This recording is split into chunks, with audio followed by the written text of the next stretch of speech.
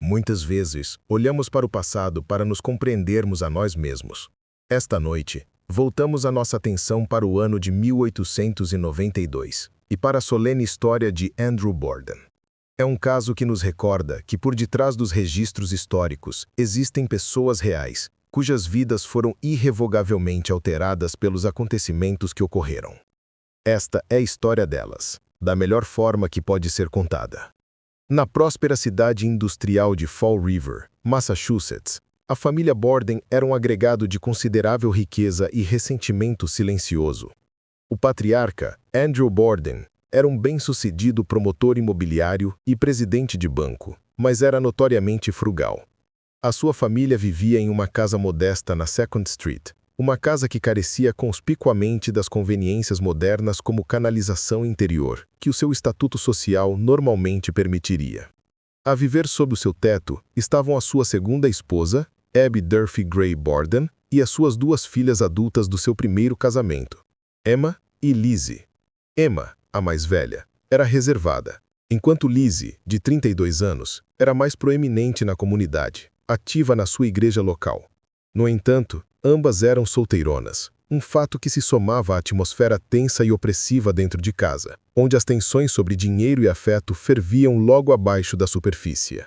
Nos dias que antecederam a tragédia, um sentimento de pavor já se tinha instalado na casa dos Borden. Uma doença misteriosa e violenta tinha atingido tanto Andrew como Abby, deixando-os fracos e receosos. Abby confidenciou ao médico da família que acreditava que estavam a ser envenenados.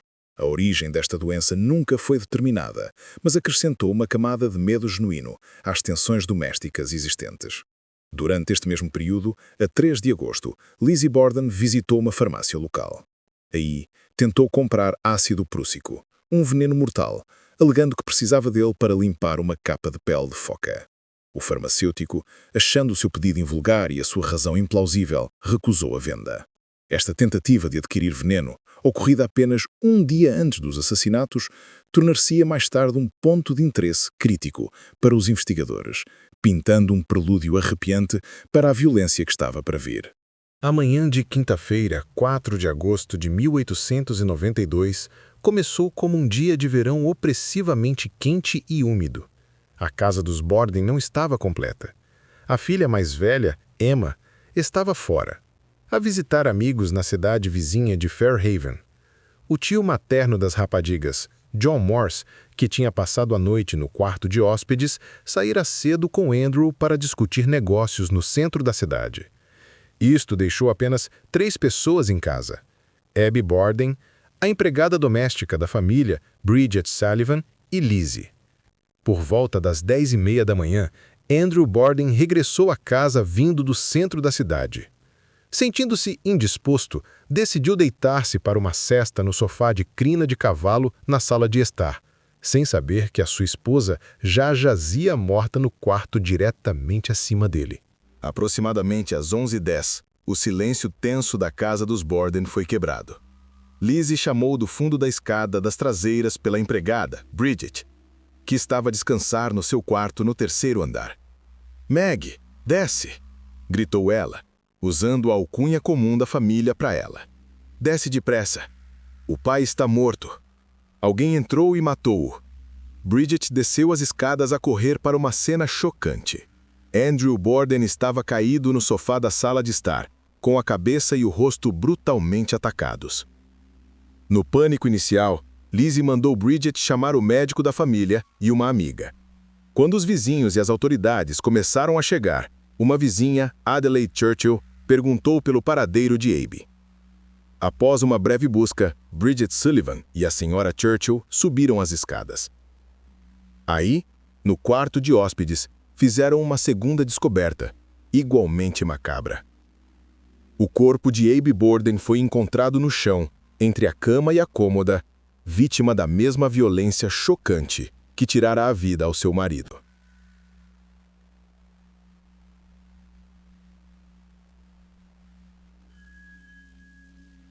A cena do crime no número 92 da Second Street era de uma brutalidade extrema. Tanto Andrew como Abby Borden Tinham sido mortos por múltiplos e poderosos golpes na cabeça, com um instrumento afiado e pesado, provavelmente uma machadinha ou um machado. Os ataques foram tão ferozes que deixaram as vítimas quase irreconhecíveis. A polícia, liderada pelo chefe de polícia da cidade, Rufus B. Hilliard, iniciou imediatamente a sua investigação.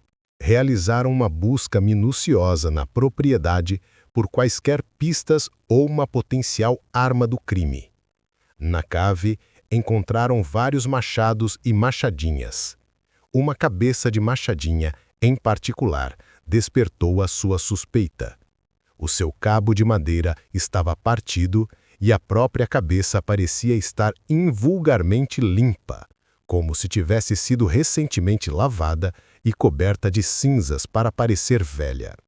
Apesar da aparência suspeita, não foi encontrado sangue de forma definitiva nela, e não foi possível estabelecer uma ligação clara com os assassinatos.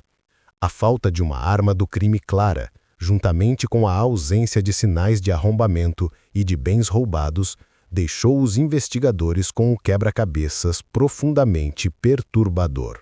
Desde o início, a suspeita começou a concentrar-se na única pessoa que se sabia estar em casa e acordada durante o tempo de ambos os assassinatos, Lizzie Borden. O seu comportamento no rescaldo imediato foi descrito por testemunhas como estranhamente calmo e composto para alguém que acabara de perder os pais de uma forma tão violenta. Quando interrogada pela polícia e pelos vizinhos, os seus relatos foram inconsistentes e contraditórios. Ofereceu histórias variáveis sobre onde estava e o que estava fazendo naquela manhã, a certa altura alegando ter estado no sótão do celeiro à procura de chumbadas de pesca.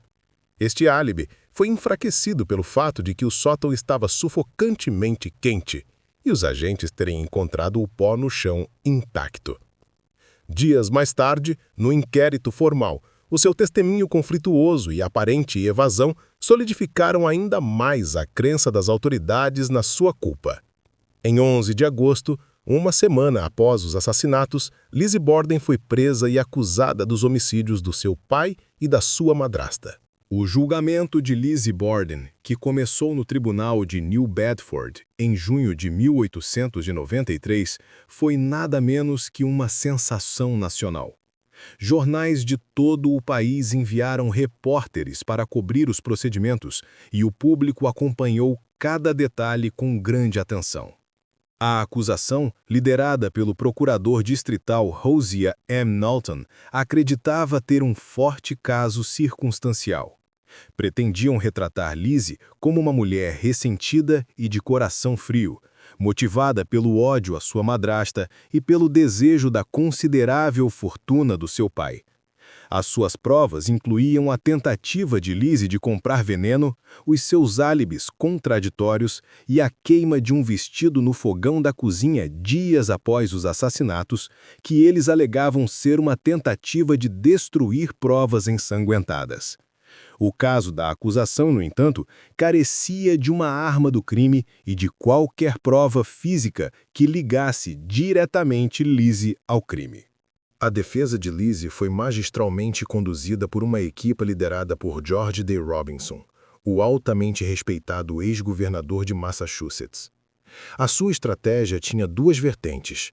Primeiro, desmantelaram sistematicamente as provas circunstanciais da acusação, destacando a falta de sangue na pessoa ou na roupa de Lizzie imediatamente após a descoberta. Argumentaram que o vestido que ela queimou estava manchado de tinta, não de sangue. Segundo, e talvez mais eficazmente, apresentaram o caráter de Lizzie como a sua defesa final. Retrataram-na ao júri exclusivamente masculino como uma mulher cristã, gentil, piedosa e respeitável, de boa reputação, totalmente incapaz de cometer um ato tão selvagem. Durante um momento dramático no julgamento, os crânios de Andrew e Abby foram apresentados como prova, fazendo com que Lizzie desmaiasse, uma visão que pode ter granjeado simpatia. Numa decisão crucial, o juiz considerou seu testemunho contraditório do inquérito inadmissível, desferindo um golpe devastador no caso da acusação. Após 13 dias de testemunhos, o caso foi para o júri. O público e a imprensa esperaram ansiosamente por um veredito que muitos presumiam que levaria dias a ser alcançado. No entanto, após deliberarem por apenas 90 minutos, o júri regressou. O porta-voz anunciou o veredito. Inocente. A sala do tribunal explodiu e Lizzie chorou de alívio. A absolvição foi recebida com uma reação pública dividida. Muitos estavam convencidos da sua inocência e celebraram o veredito, enquanto outros permaneceram certos de que uma mulher culpada tinha sido libertada. Com o seu nome limpo aos olhos da lei, Lizzie e a sua irmã Emma herdaram a substancial fortuna do seu pai. Elas logo deixaram a casa na Second Street e compraram uma grande mansão na parte elegante de Fall River, a qual Lizzie deu o nome de Maplecroft. Apesar da sua riqueza e exoneração legal, Lizzie Borden nunca foi aceita de volta na comunidade. Foi socialmente ostracizada para o resto dos seus dias, vivendo como uma reclusa até a sua morte em 1927. Os assassinatos dos Borden nunca foram oficialmente resolvidos. Embora Lizzie Borden tenha sido absolvida, nenhum outro suspeito foi seriamente investigado ou acusado, e ela permanece a figura central no caso. Ao longo das décadas, a história transformou-se de uma chocante tragédia local numa peça duradoura do folclore americano, imortalizada numa arrepiante rima infantil. A natureza brutal do crime, combinada com a suspeita improvável e o julgamento sensacionalista, criou um mistério que continua a fascinar historiadores e entusiastas de crimes reais. As teorias abundam, apontando para outros potenciais suspeitos, desde a empregada Bridget Sullivan até o tio John Morse, mas nunca surgiu qualquer prova conclusiva. A verdade do que aconteceu naquela casa quente e claustrofóbica a 4 de agosto de 1892 morreu com os seus ocupantes, deixando para trás apenas perguntas sem resposta e uma inquietante lenda americana. Obrigado por ter passado este tempo conosco. Refletir sobre estes eventos passados é uma forma de recordar os indivíduos envolvidos e o impacto que as suas histórias tiveram nas suas comunidades. Se tiver alguma opinião sobre o caso de hoje, convidamo-lo a partilhá-la respeitosamente nos comentários abaixo.